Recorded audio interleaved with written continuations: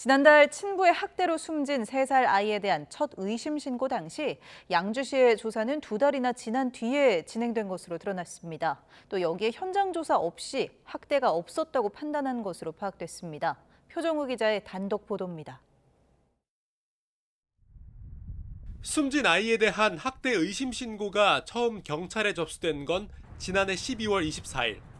양주시청에 통보된 건 같은 달 28일이었습니다. YTN 취재 결과 양주시는 신고 접수 2달이 지난 올해 2월 말에야 조사에 착수한 걸로 확인됐습니다. 그리고 현장 조사를 한 번도 진행하지 않은 상태로 3월 6일 회의를 열어 학대가 없는 경우에 해당하는 일반 사례로 판단한 걸로 나타났습니다. 아동학대 대응 매뉴얼을 보면 신고가 접수되면 전담 공무원이 지체 없이 현장에 출동해야 합니다. 특히 가정에서 학대가 일어났을 경우 반드시 직접 방문해 조사하도록 했습니다. 하지만 양주시는 학대 의심을 받는 친부와 피해 아동을 시청에 함께 불러 조사하는 데 그친 걸로 파악됐습니다.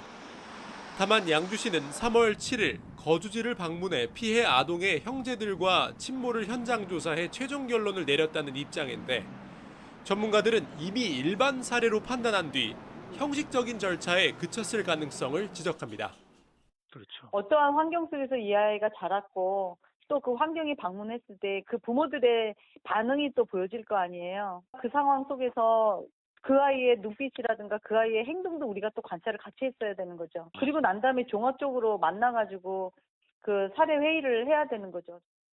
다른 지자체 아동학대 담당자들도 현장 조사는 사례 판단에 앞서 아동의 실제 생활 환경과 추가 위험성 등을 확인하는 핵심 절차라고 설명했습니다. 특히 의료진이 신고한 사건이라면 의료진의 소견과 가정 환경을 함께 확인한 뒤 판단하는 게 통상적이라는 겁니다. 부실조사 정황이 곳곳에서 확인되고 있지만 양주시는 취재진의 수차례에 걸친 질의에 답변을 내놓지 않고 있습니다. YTN 표정우입니다.